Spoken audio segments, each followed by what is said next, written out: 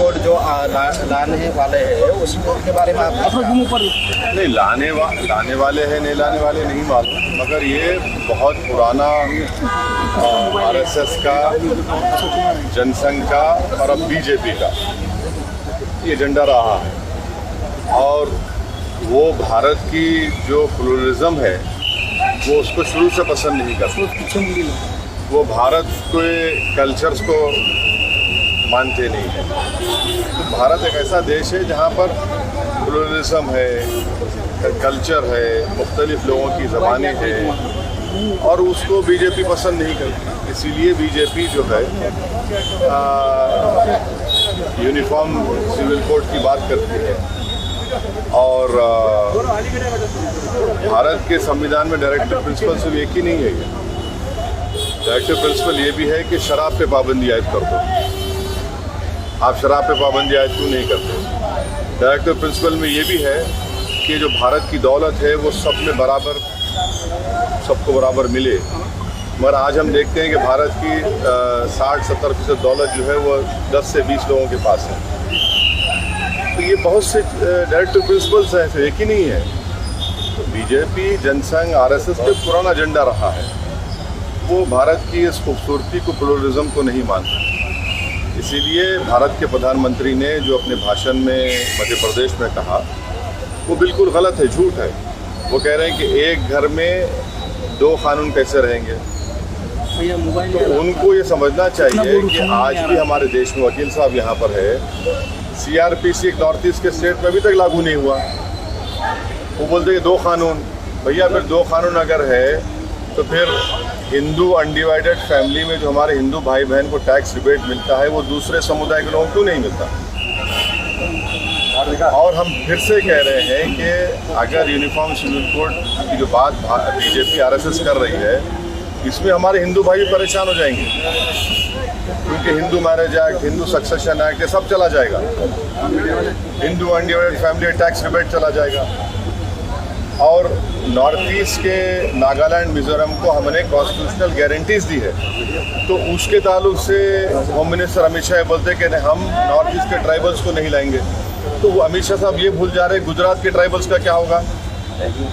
आप ये बात गुजरात के उस ट्राइबल इलाके में खड़े रहकर बोलिए, मध्य प्रदेश के ट्राइबल इलाके में खड़े रहकर बोलिए, छत्तीसगढ़ में बोलिए, और झारखंड में छोटा नागपुर टेनेंसी एक्ट है, उसको निकालेंगे जो आदिवासियों के लैंड को प्रोटेक्ट करता है।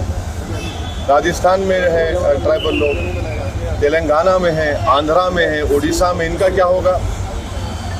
क्रिश्चियंस का जो और हमारे हिंदू भाइयों को गोवा में जो वहाँ का जो सिविल कोड से फ़ायदा मिल रहा है वो ख़त्म हो जाएगा। और हम कानून तो बना दिए, मगर कानून में क्या देख रहा हमको? तो बीजेपी आरएसएस का मसला एक ही है कि किसी भी तरीके से भारत के मुसलमानों की जो एक आइडेंटिटी है, इंडियन मुस्लिम की जो आइडेंटिटी, उसको ख़त्म करना चाहते हैं। डॉक्टर बाबा साहब आम्बेडकर ने जब हिंदू कोड बिल लाया था तब भी हिंदू कोड बिल ना लाते हुए एक ही यूनिफॉर्म सिविल कोड लाया जाए। सुनिए, आप हिंदू कोड बिल पढ़े? आप क्या पढ़े बताओ, बोलो। हिंदू कोड बिल जब लाया गया था, आप पढ़े ना? नहीं, ऐसा बैरिस्टर का नहीं, सवाल नहीं है। सुनो, मैं आपको बोल रहा हूँ, आप जब Hindu marriage act, Hindu succession act लेके आए, उसमें आपने कस्टम का एक एग्जम्पशन दे दिया उनको। क्यों दिया आपने कस्टम का एग्जम्पशन? भाई अगर यहाँ नांदेड़ में कोई कस्टम है, मिसाल के तौर पे अगर कोई हमारे हिंदू भाई अडॉप्शन करना चाहते तो यहाँ पर कस्टम है कि शादीशुदा क्यों भी अडॉप्ट कर सकते हैं, वो कस्टम का सहूलत दे दिया आप। वही तो हम बता रहे हैं आपको, ये सब चला जाएगा। फिर यूनिफॉर्म जब आएगा तो ये सब नहीं रहेगा। ये तो इनको सोचना चाहिए। बीजेपी जो है मुसलमान को सामने दिखाकर ये पैगाम दे रही है। अच्छा, आप बताते हैं कि मुस्लिम महिलाओं को हम ताकतवर बनाएंगे। हम बीजेपी के लोगों से पूछना चाह रहे हैं, मिनिस्ट्री ऑफ एजुकेशन जो है अभी 2020 का डेटा है, अभी आया है, जिसमें कहा गया कि भारत के जितने हायर एजुकेशन हैं उसमें से 1,80,000 मुसलमान गायब हो गए हायर एजुकेशन से। क्यों गायब हुए भाई? आप बताइए ना। आपने स्कॉलरशिप को, प्री मैट्रिक स्कॉलरशिप को आपने रिस्ट्रिक्ट कर दिया, मौलाना आज़ाद फेलोशिप को आपने बंद कर दिया। आप महिलाओं की बात करते हैं, 15-16 साल में उत्तराखंड की आबादी के बराबर भारत की बच्चियां मिसिंग है, माने फीमेल इन्फेंटिसाइड हो गया। उसका कानून आपने बना दिया, कौन जिम्मेदार है उसका? और फिर बार बार बीजेपी के लोग बोलते कि नहीं वो देखो मुस्लिम कंट्रीज को देखो। अरे मुस्लिम कंट्रीज मोनार्की है, वो ये डेमोक्रेसी है। और आप बाबा साहब का हवाला दे रहे। बाबा साहब अम्बेडकर ने 1948 में क्या कहा था, इसी के बारे में क्या कहा था, यूसीसी के बारे में।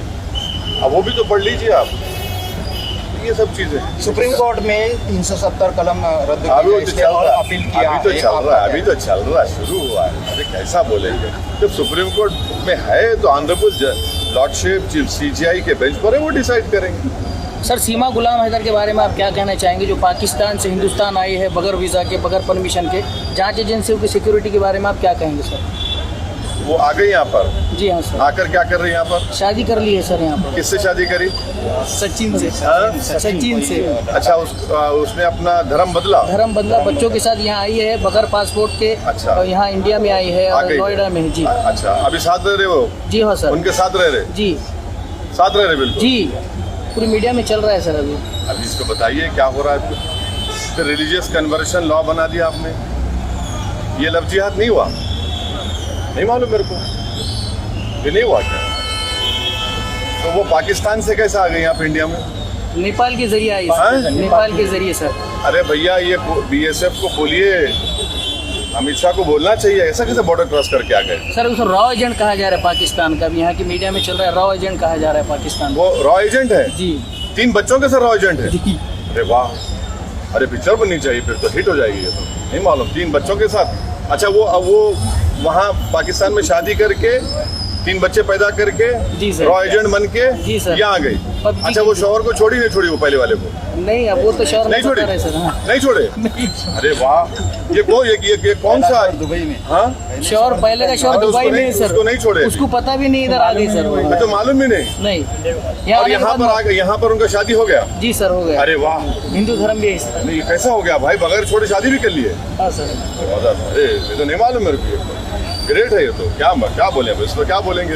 ये तो अब वकील साहब आप बोलो उसको, कानून आप ऐसे जानते हैं। आप काला कोट पहने हुए, मैं तो नहीं पहने, को नहीं मालूम। वो पाकिस्तान की है, शादीशुदा है, 3 बच्चे हैं, और आप बोल रहे रॉ की एजेंट है, अपने हस्बैंड को नहीं छोड़ी पहले, और नेपाल से एंटर हो गई, और किसी के साथ यहाँ पर शादी भी कर ली। जी सर। शादी कर लिया? जी सर। कन्वर्शन। तो ये कौन सा कानून में शादी हुआ है कि हस्बैंड एक हैरते में शादी हो गई, फिर UCC की बात बीजेपी करती? क्या बात है, देखिए बाप।